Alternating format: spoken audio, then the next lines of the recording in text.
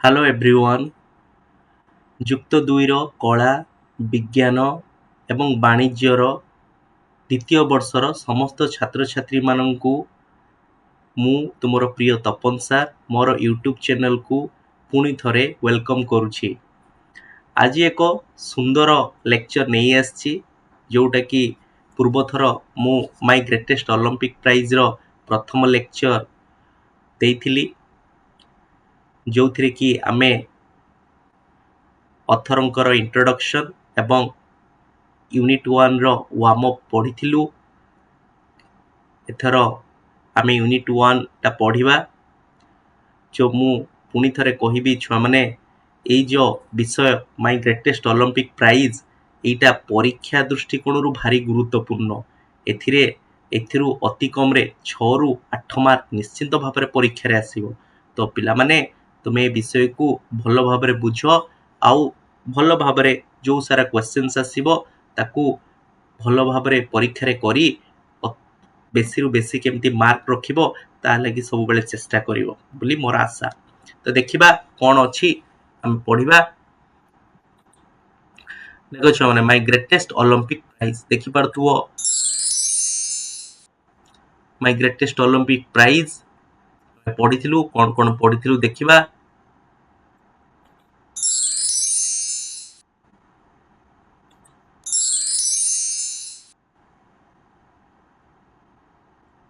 ଦେଖ କିଏ ଲେଖିଛନ୍ତି ନା ଜେସି ଓଏନ୍ସ ଲେଖିଛନ୍ତି।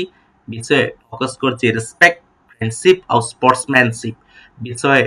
କାହାକୁ କ'ଣ ଏଠି ମୁଖ୍ୟ ଜିନିଷ ରହୁଛି ଉପାଦାନ ନା ରେସ୍ପେକ୍ଟ ରହିବା ଦରକାର, ଫ୍ରେଣ୍ଡସିପ୍ ରହିବା ଦରକାର, ସ୍ପୋର୍ଟସମ୍ୟାନସିପ୍ ରହିବା ଦରକାର। ଦେଖ, ଇଣ୍ଟ୍ରୋଡକ୍ସନ୍ ଅଫ୍ ଦ ଅଥର, ଇଏ ହେଉଛି ଜେସି ଓଏନ୍ସ। ମୁଁ ଅଲରେଡି ତୁମକୁ ପଢ଼େଇ ସାରିଥିଲି। ଦେଖ, ୱାର୍ମ ଅପ୍ ୟୁନିଟ୍ 1, ଇଏ ବି ତମ ସହିତ ମୁଁ ଡିସ୍କସନ୍ କରିସାରିଥିଲି। ଦେଖ, ଦ ଟେକ୍ସଟ, ଏଉଠୁ ମୋର ତୁମକୁ ପଢ଼େଇବାର ଥିଲା। ଦେଖ, ଏଇଟା କ'ଣ ଅଛି ଛୁଆମାନେ, ଟେକ୍ ଦ ଟେକ୍ସଟ ପଢ଼ିବା ଆମେ। ନା, it was the summer of 1936। ତାହେଲେ କୋଉ ମସିହା? 1936 ମସିହା। କୋଉ ଋତୁ? ନା ସମର ଋତୁ, ମାନେ ଗ୍ରୀଷ୍ମ ଋତୁର 1936ର ଗ୍ରୀଷ୍ମ ଋତୁରେ। ତାହେଲେ ଏଇ ଯେଉଁ ସମୟ ଥିଲା 1936ର ଗ୍ରୀଷ୍ମ ଋତୁ ସମୟ ଥିଲା। The Olympic games were being held. Olympic games ମାନେ ଅଲମ୍ପିକ୍ସ ଗେମ୍ସ କୋଉଠି ଅନୁଷ୍ଠିତ ହଉଥିଲା? ହଲ୍ଡରୁ ହେଲ୍ଡ ହେଇଛି, ଅନୁଷ୍ଠିତ ହଉଥିଲା ବର୍ଲିନରେ। କୋଉଠି ଛୁଆମାନେ? ବର୍ଲିନ, ଜର୍ମାନୀ ଯେଉଁ ଅଛି, ଜର୍ମାନୀ ଦେଶର ଯେଉଁ ବର୍ଲିନ, ସେ ବର୍ଲିନରେ ଅନୁଷ୍ଠିତ ହେଉଥିଲା। ହଲ୍ଡରୁ ହେଲ୍ଡ ହେଇଛି ଛୁଆମାନେ। ତାହେଲେ ଏଇଟା ସମର ଅଲମ୍ପିକ୍ସ ଥିଲା। ଆଉ ପୂର୍ବରୁ ମୁଁ କହିଥିଲି ଦୁଇ ପ୍ରକାର ଅଲମ୍ପିକ୍ସ ଅଛି, ଗୋଟେ ୱିଣ୍ଟର ଅଲମ୍ପିକ୍ସ, ଗୋଟେ ସମର ଅଲମ୍ପିକ୍ସ। ତାହେଲେ ଏଇଟା ସମର ଅଲମ୍ପିକ୍ସ ଥିଲା ଛୁଆମାନେ। Because Adolf Hitler childishly insisted that his performers were members of a master race, nationalistic feelings were at an all-time high. ଦେଖ ଛୁଆମାନେ, ଏଠି ଯେଉଁ କହୁଛନ୍ତି ନା ଏଡଲଫ ହିଟଲର ଚାଇଲ୍ଡିଶଲି ମାନେ କ'ଣ? ପିଲାଳିଆ ଭାବରେ। ଇନସିଷ୍ଟ ମାନେ ଦାବି କରୁଥିଲେ, ଇନସିଷ୍ଟରୁ ଇନସିଷ୍ଟେଡ ହେଇଛି, ଦାବି କରୁଥିଲେ ଯେ ତାଙ୍କର ପରଫର୍ମର୍ସ ମାନେ ତାଙ୍କର ଖେଳାଳି ମାନେ, ଆଥଲିଟ୍ସ ମାନେ, ପ୍ଲେୟର୍ସ ମାନେ ଥିଲେ କ'ଣ? ମେମ୍ବର୍ସ ଥିଲେ। କ'ଣ ଥିଲେ? ମେମ୍ବର୍ସ ଥିଲେ, ସଦସ୍ୟ ଥିଲେ। କୋଉଥିର? ନା ମାଷ୍ଟର ରେସ୍। ମାଷ୍ଟର ରେସ୍ ବୋଲି ଗୋଟେ ତାଙ୍କର ହେଉଛି ସଂଗଠନ ଥିଲା, ବା ମାଷ୍ଟର ରେସ୍ର ଓଡ଼ିଆଟା ହେଉଛି ଉତ୍କୃଷ୍ଟ ଜାତି। ଉତ୍କୃଷ୍ଟ ଜାତି, ସେ ଆକ୍ଚୁଆଲି ତାଙ୍କର ଯେଉଁ ଜର୍ମାନୀରେ ସେତେବେଳେ ଆରିୟନ ଜାତି ବୋଲି ଗୋଟେ ଥିଲା, ଆରିୟନ ରେସ୍ ଥିଲା। ସେ ଯେଉଁ ଆରିୟନ ଜାତି ଥିଲା, ସେମାନଙ୍କୁ ଉତ୍କୃଷ୍ଟ ଜାତି ବୋଲି କୁହାଯାଉଥିଲା। ତ ଯେଉଁ ସବୁ ଖେଳାଳି ତାଙ୍କର ଥିଲେ, ସେମାନେ ସବୁ ମାଷ୍ଟର ରେସ୍କୁ ବିଲଙ୍ଗ କରୁଥିଲେ ବୋଲି ସେ କହୁଥିଲେ। ଆଉ ଏଇଟା କିଏ ଦାବି କରୁଥିଲେ? ନା ଏଡଲଫ ହିଟଲର ଦାବି କରୁଥିଲେ। କହୁଥିଲେ ମୋର ଯେଉଁ ଖେଳାଳି ମାନେ ଅଛନ୍ତି, ଆମ ଦେଶର ଖେଳାଳି ମାନେ ଅଛନ୍ତି, ସେମାନେ ଜଣେ ଜଣେ ସଦସ୍ୟ। କୋଉଥିର? ନା ମାଷ୍ଟର ରେସ୍ର। ମାଷ୍ଟର ରେସ୍ ମାନେ ସେ ଉତ୍କୃଷ୍ଟ ଜାତିର ଜଣେ ଜଣେ ସଦସ୍ୟ। ତାହେଲେ ସେ ଯେଉଁ ସଦସ୍ୟ, ସେ ଯେଉଁ ଖେଳାଳି, ସେମାନେ ଉତ୍କୃଷ୍ଟ ଜାତିରୁ ହିଁ ବିଲଙ୍ଗ କରୁଥିଲେ ବୋଲି ସେ କହୁଥିଲେ। ଆଉ କ'ଣ ହଉଥିଲା? ନା ସେତେବେଳେ nationalistic feelings were at an all time high। ମାନେ ସବୁ ସମୟରେ ଉର୍ଦ୍ଧ୍ୱରେ କ'ଣ ରହିଥିଲା? ନା ତାଙ୍କର ଜାତୀୟତାବାଦ ମନୋଭାବ। ନ୍ୟାସନାଲିଷ୍ଟିକ ମାନେ ଜାତୀୟତାବାଦ, ଫିଲିଙ୍ଗସ୍ ମାନେ ମନୋଭାବ। ଜାତୀୟତାବାଦ ମନୋଭାବ ଅଲ୍ ଟାଇମ୍ ମାନେ ହେଉଛି ସବୁ ସମୟରେ ଉର୍ଦ୍ଧ୍ୱରେ ଥିଲା ବୋଲି କିଏ କହୁଛନ୍ତି? ନା ଆମର ଅଥର ଜେସି ଓଏନ୍ସ କହୁଛନ୍ତି, କାରଣ ଏଇଟା ହଉଛି ଜେସି ଓଏନ୍ସ ର ଗୋଟେ ଅଟୋବାୟୋଗ୍ରାଫିକାଲ ୱାର୍କ। ତାପରେ ଦେଖୁଛୁ ଆମେ ତାପରେ କଣ ହେଇଛି ନା I was not too worried. Next ଯୋଉ ଆମର ପାରାଗ୍ରାଫ ଅଛି ସେଥିରେ କହୁଛି I was not too worried about all this. ମୁଁ ମଧ୍ୟ ବେଶୀ ବିବ୍ରତ ନଥିଲି ଅବାଉଟ୍ ଅଲ୍ ଦିସ୍, ଏସବୁ ଲାଗି ମୁଁ ବେଶୀ ବିବ୍ରତ ନଥିଲି ବୋଲି ଆମର ଅଥର କହୁଛନ୍ତି। ଆଇ ମାନେ ଏଠି କିଏ ଅଥର, ଅଥର କିଏ ଜେସି ଓଏନ୍ସ। ଆଇ ହ୍ୟାଡ୍ ଟ୍ରେଣ୍ଡ, କାହିଁକି ମୁଁ ବିବ୍ରତ ନଥିଲି ଏସବୁଥିରେ, ଯୋଉ ନ୍ୟାସନାଲିଷ୍ଟିକ ଫିଲିଙ୍ଗସ୍ ଉର୍ଦ୍ଧ୍ୱରେ ଥିଲା ସେଠି, ସେ ଯୋଉ ଜିଦି କରୁଥିଲେ କି ଆମର କିଏ ଆଡଲଫ ହିଟଲର କହୁଥିଲେ ମୋର ଯୋଉ ଖେଳାଳି ମାନେ ସେମାନେ ସବୁ ଉତ୍କୃଷ୍ଟ ଜାତିରୁ ବିଲଙ୍ଗ କରନ୍ତି, ଆଉ ଏସବୁ କଥାରେ ବିବ୍ରତ କିଏ ନଥିଲେ ଆମର ଜେସି ଓଏନ୍ସ। ସିଏ ତ ତାଙ୍କ ଘର ଆମେରିକାରୁ ସେ ଯାଇଥିଲେ ଜର୍ମାନୀ ଖେଳିବା ଲାଗି, ତ ସିଏ ସେଇଠି ଯୋଉ ପହଞ୍ଚିଲା ପରେ ଏସବୁ ଜାଣିଲେ, ଏସବୁ ଶୁଣିଲେ, ସେଥିରେ ସେ ବିବ୍ରତ ନଥିଲେ। କାହିଁକି ନା ଏହା ଟ୍ରେଣ୍ଡ, ମୁଁ ହଉଛି ଟ୍ରେଣ୍ଡ, ମୁଁ ଟ୍ରେଣ୍ଡ ମାନେ ମୁଁ ପ୍ରଶିକ୍ଷିତ ହେଇଥିଲି। ସ୍ୱେଟେଡ ମାନେ ମୁଁ କଣ ହେଇଥିଲି କଠିନ ପରିଶ୍ରମ କରିଥିଲି, ସ୍ୱେଟ ମାନେ କଠିନ ପରିଶ୍ରମ କରିବା, ଆଣ୍ଡ ଡିସିପ୍ଲିନରୁ ଡିସିପ୍ଲିନ ହେଇଛି ମାନେ ଶୃଙ୍ଖଳିତ ହୋଇଥିଲି, ନିଜକୁ ଶୃଙ୍ଖଳିତ କରିଥିଲି। କଣ ଫର 6 years, କେତେ ବର୍ଷ ଧରି ନା 6 ବର୍ଷ ଧରି। ତାହେଲେ ମୁଁ ନିଜକୁ କଣ କରିଥିଲି ପ୍ରଶିକ୍ଷିତ କରିଥିଲି, କଠିନ ପରିଶ୍ରମ କରିଥିଲି, ତା ସହିତ ନିଜକୁ କଣ ଶୃଙ୍ଖଳିତ କରିଥିଲି କେତେ ବର୍ଷ ଧରି 6 ବର୍ଷ ଧରି, ମାନେ 6 years। With the games in mind, ମଥାରେ କଣ ରଖିଲି ସବୁବେଳେ ସଦାସର୍ବଦା ସେ 6 ବର୍ଷ ମୁଁ କଣ କରିଛି ମାନେ ଖେଳକୁ, ସେ ଗେମ୍ସକୁ, ମୋର ଯୋଉ ଖେଳକୁ ମୋ ମାଇଣ୍ଡରେ ମୁଁ ରଖିଥିଲି ବୋଲି ଏଠି ଅଥର କହୁଛନ୍ତି। while I was going over on the boat, ଯେତେବେଳେ ମୁଁ ଯାଉଥିଲି କୋଉଠିକି ନା ବୋଟରେ ଯାଉଥିଲି, while I was going over, ମୁଁ ଯାଉଥିଲି କୋଉଥିରେ ନା ବୋଟରେ ଯାଉଥିଲି। all I could think about was taking home, ମୁଁ ଯାହା ସବୁ ଭାବି ପାରୁଥିଲି, all I could, ସବୁ ଯାହା ସବୁ ମୁଁ ଭାବି ପାରୁଥିଲି ସେଗୁଡା କଣ ନା ଘରକୁ ନେଇ ଆସିବି ଗୋଟେ କିମ୍ବା ଦୁଇଟି ଅଫ ଦୋଜ ଗୋଲ୍ଡ ମେଡାଲ୍ସ, ଯୋଉ ଗୋଲ୍ଡ ମେଡାଲ୍ସ ଅଛି ସେ ଗୋଲ୍ଡ ମେଡାଲ୍ସରୁ ଗୋଟେ କିମ୍ବା ଦୁଇଟା ତ ନିଶ୍ଚିନ୍ତ ଭାବରେ ଘରକୁ ନେଇକି ଆସିବି। ତାହେଲେ ଗୋଟେ କିମ୍ବା ଦୁଇଟା ଇଭେଣ୍ଟରେ, ମାନେ ଗୋଟେ କିମ୍ବା ଦୁଇଟା ଖେଳରେ ତ ମୁଁ ନିଶ୍ଚିନ୍ତ ଭାବରେ ହଉଛି ଜିତିବି ଆଉ ଗୋଲ୍ଡ ମେଡାଲ୍ସ ନେଇକି ଆସିବି ବୋଲି ଏଠି ଅଥର କହୁଛନ୍ତି। ତାହେଲେ ଏସବୁ କଥା ସେ ବୋଟରେ ଯିବା ସମୟରେ ସେ ଭାବୁଥିଲେ। I had my I especially on the long jump, ସେ କହୁଛନ୍ତି ମୋର ଯୋଉ ଆଖି, ସାଧାରଣତଃ ମୁଁ କୋଉଟା ଉପରେ ଆଖି ରଖିଥିଲି, ସାଧାରଣତଃ ଲଙ୍ଗ ଜମ୍ପ ଉପରେ। ତାହେଲେ ମୋର ଫୋକସ କାହା ଉପରେ ଥିଲା ନା ଲଙ୍ଗ ଜମ୍ପ ଉପରେ। ଏ ଇୟର ବିଫୋର, ଗୋଟେ ବର୍ଷ ପୂର୍ବରୁ, ଏ ଇୟର ବିଫୋର ମାନେ କଣ ନା ଗୋଟେ ବର୍ଷ ପୂର୍ବରୁ, ଆଜ ଏ ୟୁନିଭର୍ସିଟି ଷ୍ଟୁଡେଣ୍ଟ, ଗୋଟେ ୟୁନିଭର୍ସିଟି ଷ୍ଟୁଡେଣ୍ଟ ଭାବରେ, ଗୋଟେ ୟୁନିଭର୍ସିଟି ଷ୍ଟୁଡେଣ୍ଟ ଭାବରେ ଗୋଟେ ବର୍ଷ ପୂର୍ବରୁ, ଗୋଟେ ବର୍ଷ ପୂର୍ବରୁ ମାନେ ମାନେ ହଉଛି ମାନେ ଯୋଉ ମୁଁ ଖେଳିବାକୁ ଯାଉଛି କୋଉଠିକି ନା ଜର୍ମାନୀର ବର୍ଲିନକୁ ଯାଉଛି, ସେ ଯୋଉ ସମର ଅଲିମ୍ପିକ୍ସ ହବ ତାର ଗୋଟେ ବର୍ଷ ପୂର୍ବରୁ ଗୋଟେ ୟୁନିଭର୍ସିଟି ଷ୍ଟୁଡେଣ୍ଟ ଭାବରେ ଆଇ ହ୍ୟାଡ୍ ସେଟ୍, ମୁଁ ସ୍ଥାପନ କଲି, ସେଟ୍ ମାନେ ସ୍ଥାପନ କରିବା, ୱାର୍ଲଡ ରେକର୍ଡ ଗୋଟେ ବିଶ୍ୱ ରେକର୍ଡ ସ୍ଥାପନ କଲି। କେତେ ଫିଟ୍ ର ନା 26 ଫିଟ୍ 8 1/4 inches, ମାନେ 26 ଫିଟ୍ 8 1/4 inches ର ଗୋଟେ ରେକର୍ଡ ସ୍ଥାପନ କଲି। ତାର ଅର୍ଥ କଣ 26 ଫିଟ୍ 8.25 inches ବି ହେଇପାରିବ ଛୁଆ ମାନେ। ଏଇ 1/4 ମାନେ ଗୋଟେ ଫିଟ୍ କୁ ଭାଗ କରିଦେଇଛି 4 ଦ୍ୱାରା, ତାହେଲେ 8.25 ବି ମୁଁ କହିପାରିବି ଛୁଆ ମାନେ। ବୁଝିପାରିଲ କି ନାଇଁ, ଏଇଟା ମୁଁ ୱାର୍ଲଡ ରେକର୍ଡ ଗୋଟେ ସ୍ଥାପନ କରିଥିଲି ଗୋଟେ ୟୁନିଭର୍ସିଟି ଷ୍ଟୁଡେଣ୍ଟ ଭାବରେ ବୋଲି ଅଥର ଏଠାରେ କହୁଛନ୍ତି। everyone kind of expected me to win that Olympic event hands down, ସେଇ ଲାଗି କଣ ହଉଥିଲେ everyone, ପ୍ରତ୍ୟେକ କାଇଣ୍ଡ ଅଫ ଏକ୍ସପେକ୍ଟେଡ, ଗୋଟେ ପ୍ରକାର ଆଶା ରଖିଥିଲେ ମୋ ପାଖରୁ କି ମୁଁ ଜିତିବି କଣ ନା ସେଇ ଅଲମ୍ପିକ ଇଭେଣ୍ଟ ହ୍ୟାଣ୍ଡସ ଡାଉନ ମାନେ ଇଜିଲି, ଅତି ସହଜରେ, ହ୍ୟାଣ୍ଡସ ଡାଉନ ମାନେ ଅତି ସହଜରେ ମୁଁ କଣ କରିବି ନିଶ୍ଚିନ୍ତ ଭାବରେ ସେଇ ଯୋଉ ଅଲମ୍ପିକ ଇଭେଣ୍ଟ ଅଛି, କୋଉ ଖେଳଟା ଛୁଆ ମାନେ ନା ସେ ଲଙ୍ଗ ଜମ୍ପରେ ମୁଁ ନିଶ୍ଚିନ୍ତ ଭାବରେ ଜିତିବି ବୋଲି ସମସ୍ତେ ଆଶା କରୁଥିଲେ ବୋଲି ଏଠି ଅଥର କହୁଛନ୍ତି। ମୁଁ ଆଶା କରୁଛି ଛୁଆ ମାନେ ତୁମେ ସମସ୍ତେ ଏଇ ଦିଟା ପାରାଗ୍ରାଫକୁ ବୁଝିପାରିଥିବ। ତ ଆମେ ଯିବା ନେକ୍ସଟ ପାରାଗ୍ରାଫକୁ ଛୁଆ ମାନେ। ଦେଖ, I was in for a surprise, I was in for a surprise, ତାହେଲେ କଣ ନା ମୋ ଲାଗି ଏକ ଚମତ୍କାର ଘଟଣା ବା ଆଶ୍ଚର୍ଯ୍ୟଜନକ ଘଟଣା ଅପେକ୍ଷା କରିଥିଲା। କାହା ଲାଗି ନା ଅଥରଙ୍କ ଲାଗି ଗୋଟେ ଆଶ୍ଚର୍ଯ୍ୟଜନକ ଘଟଣା ଅପେକ୍ଷା କରିଥିଲା।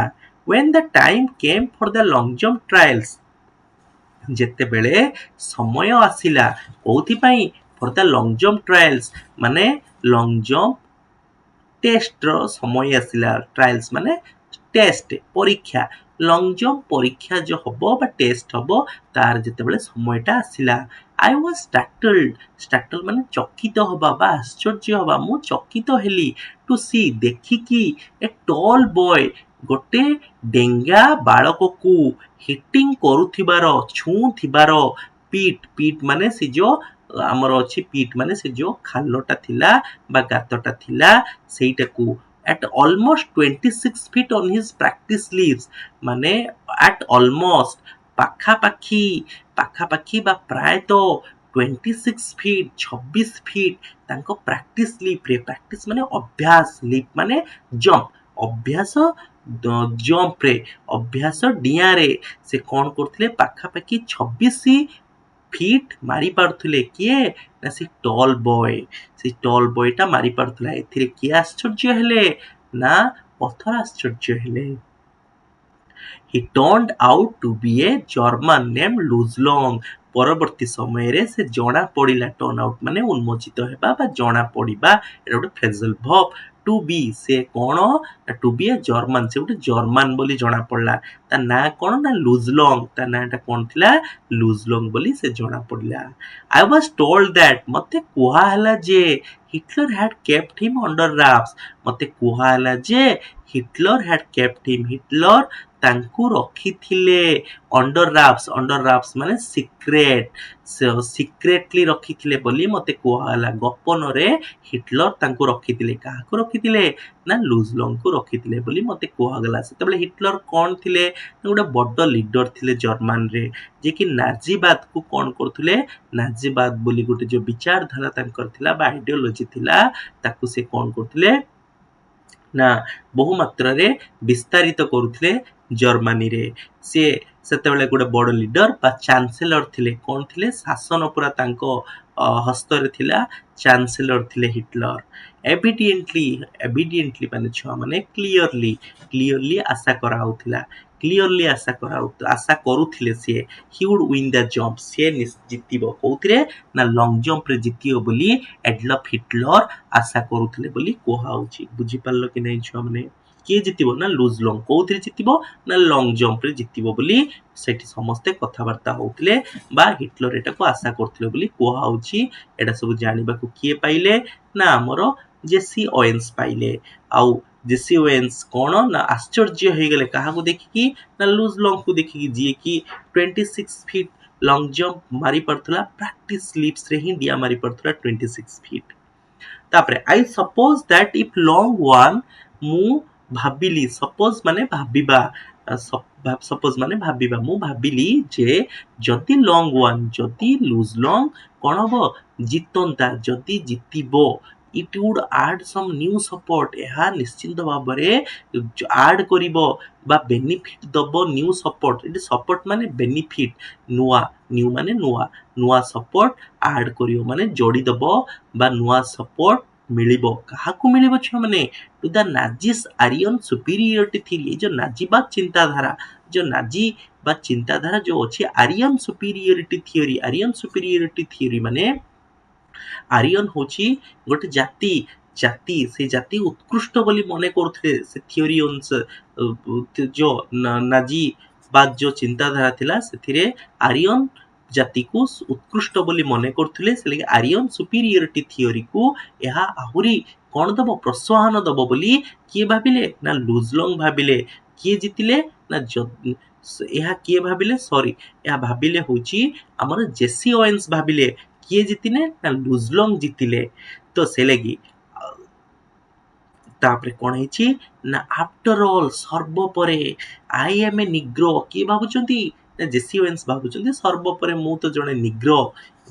ନିଗ୍ରୋ ମାନେ ଗୋଟେ ଜାତିଟା ଛୁଆ ମାନେ ଯୋଉ ଆମେରିକା ଦେଶରେ ରହୁଥିବା କଳା ଲୋକମାନେ ତାଙ୍କୁ ନିଗ୍ରୋ ବୋଲି କୁହାଯାଏ ଛୁଆ ମାନେ। ତାହେଲେ ମୁଁ ଗୋଟେ ନିଗ୍ରୋ ବୋଲି ସେ କହୁଛନ୍ତି। A little hot under the collar about Hitler's ways ତାହେଲେ ସେ କ'ଣ କହୁଛନ୍ତି little hot under the collar ଏଇଟା ଇଡିୟମଟା ଆର ଅର୍ଥ ସାମାନ୍ୟ ଉତ୍କ୍ଷିପ୍ତ ହୋଇ a little hot under the କଲର୍ର ଅର୍ଥ ହେଉଛି ସାମାନ୍ୟ ଉତ୍କ୍ଷିପ୍ତ ହୋଇ ଅବାଉଟ୍ ହିଟଲର୍ସ ୱେଜ୍ ହିଟଲରଙ୍କର ୱେଜ୍ ମାନେ କାର୍ଯ୍ୟକଳାପ ହିଟଲରଙ୍କର କାର୍ଯ୍ୟକଳାପରେ ମୁଁ ସାମାନ୍ୟ ଉତ୍କ୍ଷିପ୍ତ ହୋଇ ମୁଁ ପ୍ରତିଜ୍ଞା କଲି ଆଇ ଡିଟରମିନ୍ ମାନେ ପ୍ରତିଜ୍ଞା କରିବା ମୁଁ ପ୍ରତିଜ୍ଞା କଲି ଟୁ ଗୋ ଆଉଟ୍ ମୁଁ ଯିବି ସେଠାକୁ ଯିବି ମାନେ ସେ ଇଭେଣ୍ଟ ଯୋଉଠି ହଉଥିବ ସେଠିକୁ ମୁଁ ଯିବି ଆଣ୍ଡ ରିଏଲି ଶୋ ପ୍ରକୃତରେ ମୁଁ ଦେଖେଇଦେବି ଡର୍ ଫରରକୁ ଦେଖେଇଦେବି ଆଣ୍ଡ ହିଜ୍ ମାଷ୍ଟର ରେସ୍ ତାଙ୍କର ଯୋଉ ଉତ୍କୃଷ୍ଟ ଜାତିକୁ ବି ଦେଖେଇଦେବି ହୁ ୱାଜ୍ ସୁପିରିୟର କିଏ ଉତ୍କୃଷ୍ଟ ଏବଂ ହୁ ୱାଜ୍ ନଟ୍ କିଏ ନୁହଁ ଏଟା ମୁଁ ତାଙ୍କୁ ଦେଖେଇଦେବି ବୋଲି ଏଠି ଆମର ଅଥର କ'ଣ ହଉଛନ୍ତି ପ୍ରତିଜ୍ଞା କଲେ ये जो डर फरर अच्छी डर फरर माने कौन छुआ माने डर फरर माने छुआ माने ना जो आमर जर्मन रो जो लीडर थांती जर्मन रो जो लीडर थांती से लीडर मानकू उपाधि मिले डर फरर बेसिकली आंकु से लगी कौन कहा होची छुआ माने एडल्फ हिटलर को जो डर फरर बोली कहा होची टाइटलटा आशा करछि पिला माने तुमे बुझी पारथिबो तो आमे नेक्स्ट ଯିବା କ'ଣ ଅଛି ଦେଖିବା ଆଚ୍ଛା ଏବେ ଗ୍ଲୋସରୀ ଅଛି ଛୁଆମାନେ ଗ୍ଲୋସରୀରେ କ'ଣ ଅଛି ଏଟା ପରୀକ୍ଷାରେ ନିଶ୍ଚିତ ଭାବରେ ଆସିବ ଛୁଆମାନେ ଆକୁ ତ ଭଲସେ ପଢିକି ଯିବ ପରଫର୍ମର୍ସ ଥିଲା ଛୁଆମାନେ ଯୋଉ ତାର ପରଫର୍ମର୍ସ ମାନେ ଥିଲେ ହଉଛି ମାଷ୍ଟର ରେସ୍ ବୋଲି ସେ କହିଥିଲା ସେ ପରଫର୍ମର୍ସ ମାନେ କମ୍ପିଟିଟର୍ସ କହିପାରିବ ବା ଆଥଲେଟ୍ସ କହିପାରିବ ପ୍ରତିଯୋଗୀ ମାନଙ୍କୁ ପରଫର୍ମର୍ସ କୁହାଉଛି ମାଷ୍ଟର ରେସ୍ କ'ଣ ନା superior to all other races ଯେତିକି ଜାତି ଅଛି ସେ ସବୁ ଜାତି ଠାରୁ ଉତ୍କୃଷ୍ଟ ସେଟା କୁହାଉଛି ମାଷ୍ଟର ରେସ୍ ହିଟଲରଙ୍କର ଯୋଉ ନାଜି ଥିଓରି ଦାବି କରୁଥିଲା କ'ଣ କ୍ଲେମ ମାନେ ଦାବି କରୁଥିଲା ଯେ ଆରିୟନ ରେସ୍ଟା ମାଷ୍ଟର ରେସ୍ ଆରିୟନ ଜାତିର ଯୋଉ ଲୋକମାନେ ସେଇମାନେ ହିଁ ମାଷ୍ଟର ରେସ୍ ବୋଲି ସେ କିଏ ନା ହିଟଲରଙ୍କର ଯୋଉ ନାଜିବାଦ ଚିନ୍ତାଧାରା ବା ନାଜି ଥିଓରି ଦାବି କରୁଥିଲା ବୋଲି କୁହାଉଛି ଦେଖ ତାପରେ ଦେଇଛି 26 feet 8 1/4 inches ଏତିକି କିଏ ମାରୁଥିଲେ ଆଜ ଏ ୟୁନିଭର୍ସିଟି ଷ୍ଟୁଡେଣ୍ଟ ଆମର ଯୋଉ ଅଥର ଏଟା ଗୋଟେ ୱାର୍ଲଡ ରେକର୍ଡ ସ୍ଥାପନ କରୁଥିଲେ ଯେତେବେଳେ ସେ ୟୁନିଭର୍ସିଟିରେ ପାଠ ପଢୁଥିଲେ ତ ସେଟା ମିଟରରେ ଯଦି ଦେଖିବା 8.13 ମିଟର୍ସ ବୋଲି କୁହାଉଛି ତାପରେ ଇଏ ଯେତେବେଳେ ଆମର ଦେଖିଲେ ଜର୍ମାନରେ ଯେତେବେଳେ ପ୍ରାକ୍ଟିସ ଜମ୍ପ ଚାଲିଥିଲା ଲଙ୍ଗ ଜମ୍ପର ସେତେବେଳେ ସେ ଦେଖିଲେ ନା ଗୋଟେ ଲମ୍ବା ଟଲ୍ ବୟଟେ କ'ଣ ମାରି ଦଉଥିଲା ନା 26 ଫିଟ୍ ମାରି ପାରୁଥିଲା ମନେ ପଡୁଛି କି ନାଇଁ ଏଟା ଦେଖିକି କିଏ ଚକିତ ହେଇଥିଲେ ଆମର ଅଥର ଚକିତ ହୋଇଥିଲେ ସେଇ 26 ଫିଟଟାକୁ ମିଟରରେ ଯଦି ଦେଖିବା 7.9 ମିଟର୍ସ ତାପରେ ହ୍ୟାଣ୍ଡସ ଡାଉନ ଥିଲା ହ୍ୟାଣ୍ଡସ ଡାଉନ ମାନେ ମୁଁ କହିଥିଲି ଅତି ସହଜରେ with little or no effort ମାନେ ସାମାନ୍ୟ ଉଦ୍ୟମ କରିବ ବା ଏଫର୍ଟ ବି ଦରକାର ନାହିଁ କହିଲେ ଚଳିବ ଜିତିଯିବ ଗୋଟେ ଯେତେ ସେଟାକୁ ହ୍ୟାଣ୍ଡସ ଡାଉନ କହୁଛି ଷ୍ଟାର୍ଟେଲ ମାନେ ଚକିତ ଗ୍ରେଟଲି ଶକ୍ଡ ଆଣ୍ଡ ସରପ୍ରାଇଜ ମାନେ ଚମକେଇବା ବା ଚକିତ ବୋଲି କୁହାଉଛି ଆଉ କିଏ ଚକିତ ହେଇଥିଲେ ନା ଆମ ରାଇଟର ଚକିତ ହେଇଥିଲେ କାହାକୁ ଦେଖିକି ନା ଲୁଜ ଲଙ୍ଗକୁ ଦେଖିକି ଗୋଟେ ଟଲ୍ ବୟକୁ ଦେଖିକି ଛୁଆମାନେ ତାପରେ ଅଣ୍ଡର ରାପ୍ସ ମାନେ ସିକ୍ରେଟ କାହାକୁ କିଏ ସିକ୍ରେଟଲି ରଖିଥିଲେ ଗୁପ୍ତରେ ରଖିଥିଲେ ନା ଆମର ଯୋ ଆଡଲଫ ହିଟଲର ଆମର ଲୁଜଲଙ୍ଗକୁ ସିକ୍ରେଟରେ ରଖିଥିଲେ ବୋଲି ମାନେ ଏଟା ଜାଣିବାକୁ ପାଇଲେ କିଏ ଜାଣିବାକୁ ପାଇଥିଲେ ଛୁଆମାନେ ନା ଆମର ଅଥର ବା ରାଇଟର ଜାଣିବାକୁ ପାଇଲେ ମୁଁ ଟିକେ ତାକୁ ମାନେ ବର୍ଣ୍ଣନା କରି କହିଦଉଛି ଏଇ ଲାଗି ତାକି ତମେ କନେକ୍ଟ କରିପାର ସେ ଯୋଉ ଏଇ ଯୋଉ ୱାର୍ଡଟା ଅଣ୍ଡର ରାପ୍ସଟା କୋଉଠି ଥିଲା ଏଇ ଜିନିଷଟାକୁ ତମେ କନେକ୍ଟ କରିପାର ଯାହା ମୁଁ ପଢେଇଲି ତମକୁ ୟୁନିଟ 1ରେ ଲାଇନ ବାଇ ଲାଇନ ଯାହା ପଢେଇଲି ବୁଝିପାରିଲ କି ନାଇଁ ତାପରେ ନାଜିସ୍ ତମେ ଜାଣିଥିବ ଗୋଟେ ନାଜିସ୍ ଯୋ ତାଙ୍କର ଗୋଟେ ଦଳ ବା ମେମ୍ବର୍ସ ଅଫ ହିଟଲର୍ସ ସେ କହୁଛି ଏଇ ସବୁ ନାଜିସ୍ କହିଲେ ମେମ୍ବର୍ସ ଅଫ ହିଟଲରଙ୍କର ଯୋଉ ଗୋଟେ ଦଳ ଥିଲା NSDF ବୋଲି ଗୋଟେ national socialist German workers party ଥିଲା ସେଥିରେ ଯୋଉ ମେମ୍ବର୍ସ ମାନଙ୍କୁ ନାଜିସ୍ ବୋଲି କୁହାଉଥିଲା ଛୁଆମାନେ ତାପରେ ଆରିୟନ ସୁପିରିୟରିଟି ଥିଓରି ମାନେ ଦ ଥିଓରି ଯୋଉଟା କି ଜର୍ମାନସ ହୁ ଆର୍ ଦ ଆରିୟନ୍ସ ଜର୍ମାନରେ ଯୋଉମାନେ ଆରିୟନ୍ସ ସେମାନେ ସୁପିରିୟର ଥିଲେ ଅଲ୍ ଅଦର ପିପଲ୍ସ ମାନେ ସେଠି ତ ବିଭିନ୍ନ ଜାତିର ସବୁ ଲୋକମାନେ ଥିଲେ ନା ସେଲାଗି ପିପଲ୍ସ ବୋଲି କୁହାଯାଏ ସାଧାରଣତଃ ପିପଲଟା ପର୍ସନର ପ୍ଲୁରାଲ ହଉଛି ପିପଲ କିନ୍ତୁ ଏଠି ପିପଲ୍ସ ଦେଇଛି ଭୁଲ ଦେଇନି ମାନେ ଏଠି ବିଭିନ୍ନ ଜାତିର ଲୋକମାନଙ୍କୁ କୁହାହଉଛି ସେଲାଗି ଏଠି ପିପଲ୍ସ ବୋଲି କୁହାହଉଛି ଯେରକ ଫିସର ପ୍ଲୁରାଲ ସେଇ ଫିସ୍ ବୋଲି ତମେ ଜାଣିଥିବ ଛୁଆମାନେ ଜାଣିଛ କି ନାହିଁ ସେଟା ଯଦି ଆମେ ଗୋଟିଏ ଜାତିର ମାଛ ବିଷୟରେ କହିବା କିନ୍ତୁ ଯଦି ଆମେ ଅନେକ ପ୍ରକାର ଜାତିର ମାଛ ଅଛି ତାହେଲେ ଆମେ ସେଠି କହିବା ଫିସର ପ୍ଲୁରାଲଟା କ'ଣ ହବ ଫିସେସ୍ ବୋଲି ଆମେ କହିବା ସେଇଭଳିଆ ଏଟା ଛୁଆମାନେ ତାପରେ ଡର ଫରର ମାନେ କ'ଣ ଛୁଆମାନେ ଦ ଲିଡର ଇନ୍ ଜର୍ମାନ जर्मन जो लीडर को कहा जाए डरफरर बोली कहा जाए एटा साधारणतः ये जो टाइटलटा एपिथेट माने देखो used almost exclusively as the epithet for Hitler Hitler को पई एई टाइटलटा व्यवहार होउतिला बोली कुहाउची बहु मात्रा रे व्यवहार होउतिला बोली कुहा जाउची ମୁଁ ଆଶା କରୁଛି ପିଲାମାନେ ତୁମେ ସମସ୍ତେ ଆକୁ ବୁଝିପାରିଥିବ ଯଦି କୋଉଠି ତୁମେ ବୁଝିପାରିନଥିବ ତାହେଲେ ସେ ଡାଉଟକୁ ତୁମେ ନିଶ୍ଚିନ୍ତ ଭାବରେ କମେଣ୍ଟ ବକ୍ସରେ ମେନସନ କର ମୁଁ ନିଶ୍ଚିନ୍ତ ଭାବରେ ସେ ତୁମ ଡାଉଟକୁ କ୍ଲିୟର କରିବି ଆଉ ମୁଁ କହିବି ଭିଡ଼ିଓକୁ ବାରମ୍ବାର ଦେଖି ଯେଉଁ ସବୁ ଡାଉଟ୍ସ ଅଛି ତାକୁ ତୁମେ କୋଉଠି କମେଣ୍ଟ ବକ୍ସରେ ଲେଖ ସେ ଯାହା ବି ହଉ ଛୁଆମାନେ ତ ଆଜି ଆମର माय ग्रेटेस्ट ओलंपिक प्राइज रो यूनिट 1 सरीगला तो पुणी आम नेक्स्ट क्लास रे नेक्स्ट वीडियो रे मु तुमको सेकंड यूनिट कहार माय ग्रेटेस्ट ओलंपिक प्राइज रो सेकंड यूनिट रो लेक्चर देबी तो पिला माने till then bye bye see you in next video thank you and God bless you